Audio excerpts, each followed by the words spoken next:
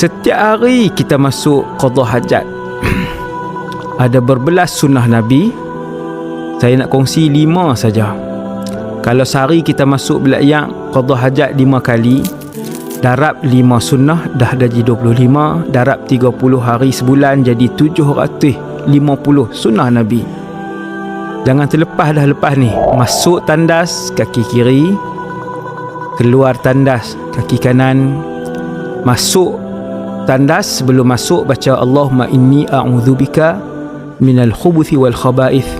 Setelah keluar kita baca ghufranak, pengampunanmu wahai Allah. Dan yang kelima, tidak melihat kepada kemaluan, tidak berkata-kata dan tidak membasuh maluan menggunakan tangan kanan. Semoga Allah pilih kita untuk amal sunnah Rasulullah dalam kehidupan seharian. Jangan terlepas dah lepas ni, insya-Allah. Assalamualaikum warahmatullahi wabarakatuh.